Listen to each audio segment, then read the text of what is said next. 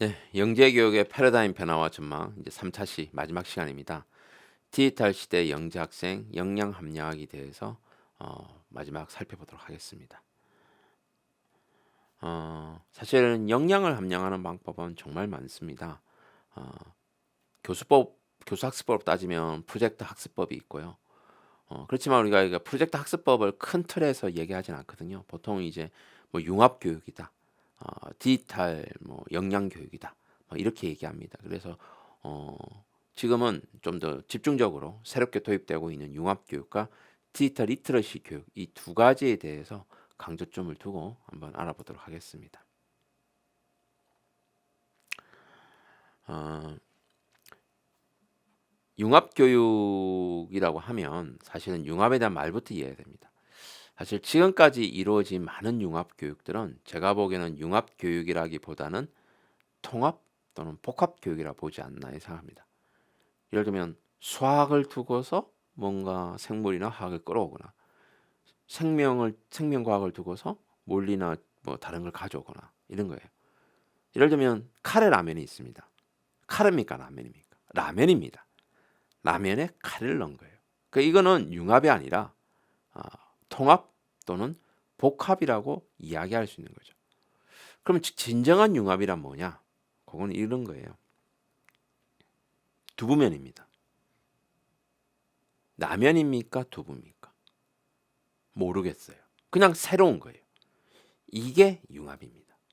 그러니까 우리가 융합 교육을 한다고 하는 거는 통합과 복합을 통해서 융합할 수 있는 소양을 가진 다음에 새로운 걸 만들어내는 게 융합 교육이에요. 근데 지금 거의 다 어디에 머물고 있느냐? 통합과 복합에 머물고 있는 거예요. 이런 통합과 복합에 머무는 거. 우리가 이걸 퓨전이라고 하거든요. 퓨전 요리. 스몰 크리에이티비티예요. 위대한 과학자, 위대한 학자, 위대한 무슨 발명가, 개발자, 빅 크리에이티비티예요. 화학적 결합을 통해서 새로운 거 만들어내는 거. 컴퓨터와 전화기의 결합, 스마트폰. 빅 크리에이티비티예요. 자, 지금 선생님들이 융합교육에 대한 정리를 좀 새롭게 할 필요가 있습니다. 물론 초등학생이 융합할 수 없어요. 초등학생은 통합과 복합을 해도 잘하는 거예요. 중학생 융합하기 어려워요. 고등학생 융합을 하기 시작을 해야 돼요. 대학생 융합해야 돼요. 그러면 융합을 위한 역량은 통합과 복합, 융합 이 세 딸을 다 같이 하되 연령에 따라서 이 융합의 비중을 높여가야 된다는 거죠. 초등학교 때 바로 융합할 수 있냐? 거의 불가능하죠. 그렇지만 융합의 맛배기 정도는 보여줄 수는 있겠죠. 이와 같은 관점을 가지고 있어야 이런 교육을 할 때 내가 어디에 주안점을 둘 수 있는가 이런 판단을 하게 되는 것입니다. 자, 융합 교육이 대중화되는 것은 앞으로 일어날 일입니다. 아까 말씀드렸듯이 미래의 직업군이 변화된다 그랬잖아요. 2차 시에서 말씀드렸습니다. 1차 시에도 나왔고 직업군이 변화가 생깁니다. 단순 노동이 축소되고 새로운 기술이 도입이 된다 그랬잖아요. 그리고 스템, A는 뺐어요. 전 세계적으로 유명한 건 스템이니까 스템 같은 고급 지식이 그러니까 수학, 과학, 기술에 대한 지식이 증가해야 되지만 이것도 결국 IT 기반으로 간다 그랬습니다. 그리고 새로운 기술에 대한 사회 수용성이 증가한다 그랬어요. 그래서 교육 혁신을 위한 새로운 교육 비전과 교육 패러다임이 등장하게 될 거예요. 결론적으로 말씀드리면 이런 변화는 결국 융합 교육을 가져오는데 대중화가 될 건데 디지털 역량 기반으로 가져갈 수밖에 없다는 거예요. 즉 융합이라는 것이 기존 학문하고 더하기 디지털 결합이 돼서 새로운 게 될 거라는 거예요. 뭐가 될지는 잘 모르겠어요. 물론 지금 나타나고 있는 것들 많습니다. 그렇죠? 킥보드가 디지털과 결합이 되면서 요금 결제 어디 놔둬도 관리자가 와서 찾아가고 할 수 있잖아요. 우리가 생활 속에 쓰는 거 정말 많습니다. 모든 실전 문제가 디지털과 결합이 되면서 새롭게 나타나는 현상. 이게 지금 21세기의 변화될 모습이고 여기 계신 선생님들이 앞으로 마주할 10년 동안의 변화예요. 근데 여전히 우리는 학교에서 국영수, 과학, 사회, 그냥 주구장창 명제적 지식과 절차적 지식만 가르치고 있는 거예요. 이제 전략적 지식을 활용해서 가야 되고, 그러다 보니까 수업 방식은 프로젝트 수업, 에듀테크 활용, 평가는 성적 매기가 아니라 그런 것들을 경험했다고 하는 인정, 그리고 학생들이 자기의 흥미와 취향에 맞게끔 선택할 수 있도록 코스를 여러 개 짜놓는, 선택해서 몇 개의 코스만 선택해도 전체 교육과정이 이수가 되도록 하는 모듈형 교육과정이 대중화가 될 거라는 점이에요. 그러니까 이런 점을 염두에 두고 여러분들이 융합교육을 바라봐야 된다는 점입니다. 자, 그러면 디지털 리터러시 교육은 어떤 식으로 이루어져야 될 것이냐라는 점입니다. 지금까지 디지털 역량에 관한 교육은 두 가지 관점으로 진행이 됐어요. 하나는 코딩 교육이라고 하는 소위 알고리즘을 배우는 거. 저는 이걸 서양 교육이라고 부르겠습니다. 물론 제가 명칭한 건 아닙니다. 한국 컴퓨터 교육학회에서 이렇게 구분을 했더라고요. 서양 교육, 알고리즘, 기계 장치를 인간이 제어하고 다뤄서 나중에 뭐 인공지능 만드는 거예요. 최종적인 목표는. 그 다음에 구성주의적 접근은 뭔가 좀 활용적인 측면이죠. 주변 환경에 대해서 내가 선택해서 쓰는 거, 즉 문제 해결의 도구, 이거 활용 교육이라고 볼 수 있는 거죠. 그래서 이렇게 봤을 때 소양 교육과 활용 교육을 봤을 때 이 소양 교육은 이해를 해야 되잖아요. 소위 말하는 명제적 지식과 절차적 지식을 배우는 과정이라 보면 돼요. 뭐에 관한 거, 디지털에 관한 거. 그러다 보니까 개념적인 거니까 주로 컴퓨팅 사고, 데이터 과학이 필요하죠. 데이터 구조 뭐 이런 거, 소위 말하는 선형대수학이 필요한 거예요. 또는 이산수학, 뭐 여러 가지 필요합니다. 이산수학이 필요하겠죠. 행렬 배워야 되는 거, 행렬이 빠져 있는 거 좀 안타깝지만 행렬도 배워야 되고, 이해교육은 그런 걸 이용해서 어떻게 활용해야 되잖아요. 개념을 이제 활용하는 겁니다. 활용이라면 개념을, 절차를 따르는 거죠. 절차를 이해하는 거죠. 그러다 보니까 알고리즘이 필요하고, 알고리즘이라는 게 절차잖아요. 그런 절차를 코딩하는 거예요. 활용 교육은 여러 교과에 쓸 수 있어요. 정보 교과가 아니라 실생활 문제를 다루고 디지털적인 것들을 체험해 볼 수 있고, 그 다음에 문제 해결에 사용하고 새로운 아이디어를 내고 이런 거죠. 사실 요즘 핸드폰으로 모든 걸 다 하잖아요. 여러분들은 해보셨어요? 저는 최근에 이제 서울에 있는 어떤 극장에 갔는데 팝콘을 시킬 때 앱으로 주문하고 박스가 있더라고요. 무인 박스. 거기 번호가 떠서 제 번호에 울리면 노크를 하면 문이 열려서 음식을 꺼내는, 물론 비대면 시대에 나온 거겠지만, 근데 그 앱을 쓸 줄 모르면 팝콘을 주문을 못 하는 거예요. 재밌죠. 예. 그러니까 이런 디지털 체험들을 한번 하고 나면 또 새로운 아이디어가 또 솟구치더라고요. 저는 그거 보면서 이거를 다른 쪽으로 이렇게 활용하면 굉장히 유용하지 않을까? 이런 생각을 되게 많이 했거든요. 결국은 뭔가 어떤 디지털적인 체험은요, 굉장히 새로운 실생활 문제를 해결하는데, 아이디어 내는데 굉장히 많은 도움을 줄 수가 있다는 거죠. 그래서 이런 부분들이 같이 가야 되는데, 우리가 디지털 교육하면서 너무 이쪽에 치우치는 거 아닌가. 물론 요걸 바탕으로 이렇게 나가는 게 필요해요. 근데 여기에 너무 매몰돼서는 안 되고, 요 부분도 굉장히 많이 다뤄줘야 된다라는 이야기를 해보는 겁니다. 자, 그러면 기반 및 이해 교육은 아무래도 코딩 교육이 필요합니다. 근데 요 코딩이 제가 뭐 대학 시절에야 뭐 도스 시절이니까 일일이 키보드 쳐가면서 뭐 오타나면 그거 찾아내야 되고 되게 힘들었거든요. 근데 요즘은 온라인상에서 코딩이 이루어집니다. 그리고 온라인상에서 바로 잡아주고 하기도 합니다. 밑에 게 나오는 것이 이 비대면이 되면서 전국적으로 많이 분이 났어요. 지금 현재 대부분의 대학생 이상의 고등교육에서 이루어지고 있는, 또 직업훈련에서 이루어지는 코딩은 요 해석을 많이 쓰는데, 코스가 있어요. 동영상을 보면서 코딩을 따라해 봅니다. 그러다가 틀리거나 잘 못하면 옆에 챗봇이 있고요. 물어보면 다 알려줍니다. 거기에 이제 물론 AI가 알려주기도 하지만 주로 이제 알바생이 붙어갖고 전문가 붙어갖고 이거 잘 안 되는데 왜 이렇게 돼요? 하면 알려줍니다. 이렇게 고치라고.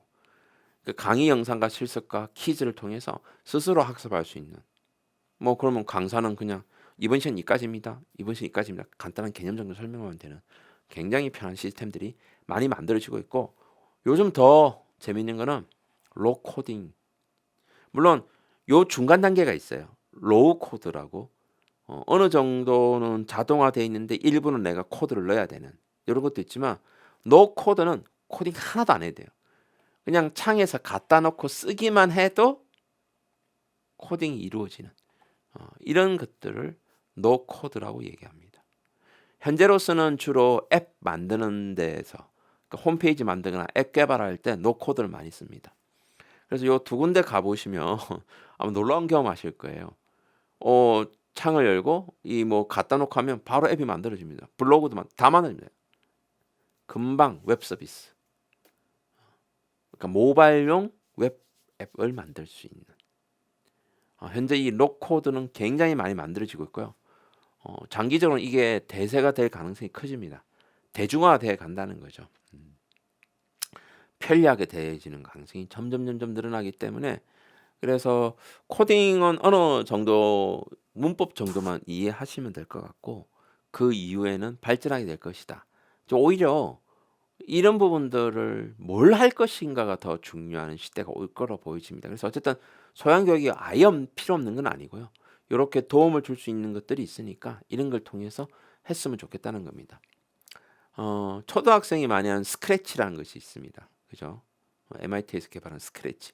그 스크래치라는 거는 로우 코드 방식이에요. 그죠? 블록 쌓기. 알고리즘 가지고 블록 쌓기 해야 되잖아요. 근데 로우 코드는 한 단계 나가서 그냥 그림만 보고 끌어다 놓는 방식입니다. 자, 그다음 활용교육. 활용교육은 아무래도 응용이나 융합을 해야 되잖아요. 융합교육, 응용교육이니까 결국은 이건 프로젝트 수업이 최고일 수밖에 없습니다. 그래서 프로젝트 수업을 통해서 이것들을 해내야 되는데 이 프로젝트 수업은 일단은 우리가 기본적인 어떤 자세를 가져야 되냐면 앞으로 AI가 모든 것을 해줄 것이야. 절대 그런 일 없습니다. AI는 맨땅에 해당할 수가 없어요. 인간의 고유의 교육 생태계가 있고요. 그 고유 생태계에 보조하는 수단으로 갈 거지만 그래도 AI가 인간보다 뛰어난 능력이 있습니다. 그러면 인간은 뭐에 더 치중해야겠어요? AI보다 뛰어난 것에 치중을 해야 됩니다. 좀 예를 들면 지금 여러분들이 어디에서 어디까지 가는데 교통편이 뭐냐?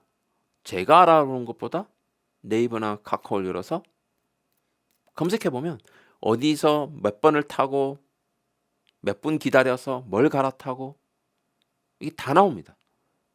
나보다 더 정확해요. 어떻게 제가 그걸 따라잡겠어요? 불가능해요. 그렇지만 인간, 즉 AI는 못하고 인간만이 할 수 있는 것들이 있다는 거죠. 그것들을 좀 더 중점을 두는 게 필요하다는 거예요. 바로 무엇이겠습니까? 소통과 협업입니다. 공감 능력입니다. AI는 어떻습니까? 우리가 AI 같은 인간 그러면 되게 정 떨어지잖아요. 모든 것이 계산적이고 모든 것이 직설적이고 그렇잖아요. 근데 공감 능력이란 것은 할 때와 안 할 때를 잠깐 멈추고 시간 타임도 갖고 그러잖아요. 그 다음에 행간의 의미란 게 있잖아요. 실제 말을 하고 있지만 그 말하는 중간의 뜻을 파악하는 거. 우리 인간이 이게 되게 어렵잖아요. 뭐 연애할 때도 어렵고 우리가 그래서 사실 우리 한국 드라마, K 드라마가 인기 있는 이유가 바로 이 공감, 행간의 의미를 아주 디테일하게 다루잖아요. 인간미 넘치게. 요즘 나오는 드라마들이 다 이 부분들이 사람을 설레게 하기도 하고 사람들에게 깊은 감동을 주기도 합니다. 그래서 이 부분들에 대해서 활용을 할 때, 디지털 부분을 활용할 때 이 공감할 수 있는 분야들을 좀 더 강조하는 방식의 어떤 문제, 주제 의식을 갖고 하면 훨씬 더 성숙하고 좋은 점들을 길러주지 않을까라는 생각을 해봅니다. 그리고 이런 프로젝트 수업에서 가장 좋은 점은 위계가 별로 없어요. 그죠? 물론 잘하는 애가 있고 못하는 애가 있겠지만 결과적으로는 협업이라는 걸 해야 되기 때문에 수평적인 어떤 수업을 진행하는 형태라고 볼 수가 있습니다. 친구끼리 서로 연결 네트워크를 형성하기도 하고 그렇게 보면 인간 소외 현상도 줄어들 것이고 그리고 서로 신뢰, 약속, 규칙 이런 믿음이 있죠. 특히 청소년기는 친구가 제일 중요한 시기잖아요. 그러니까 이런 프로젝트 수업을 통해서 신뢰와 공공성, 규칙을 지키는 거 이런 것들이 생겨나야 되는 거죠. 그게 굉장히 중요한 부분이죠. 그래서 뭐 예습, 수업 중 질의 응답, 토론, 협력적 문제 해결 활동 이런 것들을 통해서 길러줄 수 있기 때문에 이런 프로젝트 수업이 필요하고요. 이런 프로젝트 수업을 할 때 주의해야 될 점은 바로 교사 주도보다는 학생 주도를 해야 된다는 점입니다. 그렇죠? 학생 주도를 해야 하기 위해서는 일단 교실 공간 구조가 강의식이 되면 안 된다는 거예요. 이렇게 모둠별로 협업할 수 있는 공간 그리고 그 모둠들이 서로 토의할 수 있는 칠판이 아니면 지금 저기는 저희 대학에 뭐 좀 돈을 들여서 만들다 보니까 모니터가 있어요. 그리고 밑에는 뭐 내장되어 있는 컴퓨터가 있고요. 벽체 뒤에는 물론 미러링이 되기 때문에 학생들이 자기들이 가져온 태블릿을 연동해서 하기도 합니다. 그 토론하는 공간이에요. 물론 강의도 할 수 있게끔 만들어놨지만 필요할 때는 교사가 설명을 해야 되니까 저희는 이제 저거를 이제 프로젝트 강의실이라고 부릅니다. 주로 이제 프로젝트 수업을 할 때 PBL이나 CPS 같은 수업을 할 때 저와 같이 이루어지는 강의실이거든요. 그러니까 저럴 때는 교사 주도가 아닌 학생 주도인 전략적 지식을 다루는 거고요. 이럴 때 역량이 길러진다는 거예요. 소통도 되고 협업도 되고 공감 능력도 기고 행동 의미도 파악하는 이와 같은 일들이 이루어진다는 거예요. 그래서 이 프로젝트 수업이 이 미래 역량에 중요하다. 이거 앞에서 계속 얘기했던 부분이죠. 1차 시에도 얘기했고 2차 시에도 얘기하고 있고요. 그래서 아무리 디지털 세상이 되어도 프로젝트 수업은 더욱더 강화되는 수업이 될 것이다. 이런 얘기를 할 수가 있습니다. 그래서 모둠 내 상호평가, 다른 모둠 상호 피드백 이와 같은 평가하는 방식도 조금 달라질 수가 있겠죠. 네. 그러면 현실적으로 이런 게 어렵다. 그러면 하나의 아이디어를 내냐면 가상탐구대회라는 것이 있어요. 예전에 우리가 전국 학생과학탐구대회 뭐 이런 거 했잖아요. 뭐 비행기 달리기, 모형 비행기 날리기 대회, 라디오 조립 대회, 학생 탐구 토론 대회 이런 거 했잖아요. 그런 거 할 때도 좀 필요한 부분일 수도 있는데 가상 탐구 대회라 해서 프로젝트 수업을 하는데 너무 거창하게 하지 말고 학생들하고 스스로 문제를 정하게 하고 요게 이제 이런 판넬 같은 거 이게 전지 마분지를 가지고 접어 가지고요. A4 이렇게 잘라 붙이게 하는 거예요. 그래서 학생들에게 니네끼리 토론해서 문제를 정해봐라. 그리고 목적을 정해봐라. 가설 세워봐라. 준비물 뭐겠느냐. 방법을 세워봐라. 결과를 내봐라. 결론 내봐라. 결과 결론은 안 해보고 어떻게 내느냐. 문헌 조사를 통해서 하는 거예요. 이런 주제에 대해서 관련성 있는 자료들을 찾아가지고 보는 거죠. 예를 들면 이런 것도 여자는 남자의 어떤 행동을 매력을 느낄까? 뭐 이런 것도 조사 따로 하지 않겠지만 다른 유사 조사 결과를 찾아가지고 인터넷 검색을 통해서 그래서 이 가상탐구대회를 하면 현재 디지털에 나와 있는 여러 가지 데이터, 신문 기사 이런 것들을 종합 정리해서 정보를 내야 되거든요. 그러니까 데이터, 정보 이 과정에 관한 훈련이라고 볼 수 있겠죠. 뭐 이것도 마찬가지죠. 쌀 대신에 공충을 먹을 수 있을까? 이거 예전에 한번 탐구대 주제였거든요. 중학생부. 이것도 사실은 논문 찾고 해보면 쉽게 결론에 도달할 수가 있거든요. 그래서 이와 같은 가상 탐구대 정도 하는 것도 저는 나쁘지 않다고 생각하고 있습니다. 그다음에 이제 디지털 탐구 도구를 통해서 수업 역량을 함량할 수 있는데 이 디지털 탐구 도구는 아무래도 요즘 많이 쓰는 MBL, MBL은 너무 고가잖아요. 그러면 이제 이런 스마트폰에 있는 센서 이런 것들을 활용해서 진행하는 방향이고요. 여기에 관해서는 현재 수업에 관한 논문들도 꽤 나오고 있습니다. 뭐 저도 이쪽 연구하는 쪽이기 때문에 저희 대학생들도 역시 이런 디지털 탐구도를 이용해서 어떻게 기존 교과서 수업을 프로젝터화해서 정보를 끄집어내는가 그리고 주장하는가 여기에 대한 것들을 수업을 하고 있습니다. 디지털 탐구 도구에는 뭐 가장 유명한 것은 뭐 MBL이 되겠죠. MBL 장비 뭐 여러 개 있지만 요즘 무선으로 쓰기도 하죠. 스팍뷰라고 하는 제품도 있고요. 앱만 다운받으셔도 스마트폰에 앱이 있거든요. 그 앱을 이용해서도 그 스마트폰에 있는 7가지 센서를 이용해서 실험이 가능합니다. 그리고 이제 구글에는 아두이노 사이언스 저널이라는 거 있습니다. 이것도 역시 앱 다운받으시고 안드로이드 폰은 뭐 아두이노 사이언스 저널, 스파크 둘 다 있습니다. 아이폰하고 둘 다 있습니다. 물론 이제 사이언스 저널 이 부분은 이제 안드로이드가 훨씬 더 최적화되어 있겠죠. 그래서 이 두 가지만 써도 엠벨 장비 안 쓰고도 스마트폰으로도 제가 본 중학교 수준까지의 실험들은 충분히 특히 물리 실험은 거의 다 해낼 수가 있거든요. 그래서 비싼 장비 안 사고 학생들이 가지고 있는 스마트폰 가지고 실험을 해도 충분히 할 수 있기 때문에 디지털 탐구 도구를 이용한 수업이 가능하다고 저는 보고 있습니다. 그 다음에 시뮬레이션 기반으로 할 수가 있는데 이 시뮬레이션은 제4차 종합계획에서 이미 해 나가겠다 했고요. 현재 준비되고 있고 진행되고 있습니다. 아마 이제 내년 후내년쯤에 완성이 될 것 같은데 어쨌든 이게 이제 두 가지로 나눴어요. 왕성형은 숫자만 입력하면 그냥 결과가 나오는 시나리오 가는 게 있고요. 그 다음에 하나는 뭐 임의로 조작을 하면 이제 자유롭게 만들어지고 구성할 수 있는데 재밌는 거는 비대면 시대가 되면서 이런 데 돈이 좀 투자가 많이 되어서 오토데스크라고 하는 이제 CAD 프로그램 만드는 데가 있는데 여기서 학교용으로 만든 게 있어요. 그래서 3D 디자인이 되어서 바로 3D 프린터로 출력할 수 있는 파일을 만들 수 있는 게 있고요.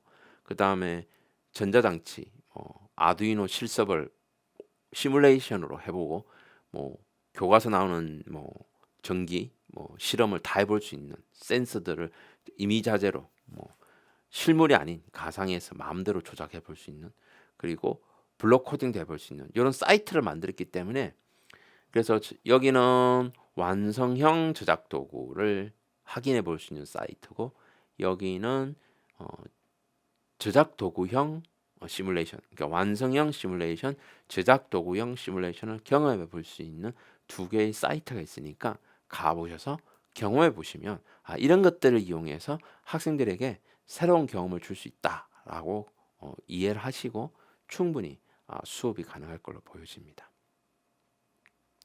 자, 그 다음에 이제 중요한 부분. 앞에서는 융합교육과 디지털 함량 교육에 대한 얘기를 했고요. 마지막으로 이 의사소통 능력, 뭐 지금까지도 해왔지만 더욱더 중요해진다고 말씀드렸습니다. 이 의사소통을 이루는 방법 중에는 제가 이제 만든 수업들, 해본 수업들이 있는데 아무래도 지금 아이들은 글 읽기, 책 읽기, 문해력이 많이 떨어져요. 아무래도 영상 세대가 되다 보니까 그럼 사실은 그렇다고 해서 디지털 세대니까 책 읽기 등한시한다 이거 안 되거든요. 오히려 이런 부분들을 좀 더 적극적으로 활용하는 부분이 있어요. 자원, 즉 데이터는 책에서 없지만 그거를 실제로 다루는 정보는 시각화시키는 거. 이런 거 좋거든요. 그러다 보니까 시각적 사고라는 게 필요해졌어요. 시각적 사고는 뭐 아까 후두엽이 시각을 담당했잖아요. 근데 그거는 뭐 물리적인 기능이고요. 실질적으로는 시각적 사고는 이런 시각 정보를 바탕으로 모든 것들이 거친 다음에 전두엽에서 결정하는 거죠. 그건 인지적 과정이 됩니다.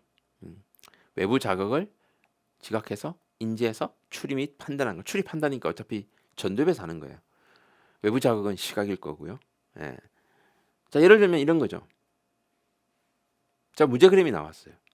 선생님들 이 답을 쓸 수 있으세요? 이 그림을 딱 들여다보고 답을 딱 쓸 수 있으면 시각적 사고가 뛰어나신 거예요. 답을 써보세요. 바로 생각이 안 나시죠? 그러면 시각적 사고가 좀 느리신 거예요. 사실 젊을수록 이거 금방 찾아냅니다. 자, 이 중에 뭘까요? 주관식으로 가도 찾아내고요. 객관식으로 나면 금방 찾아냅니다. 당연히 답은 D죠. D.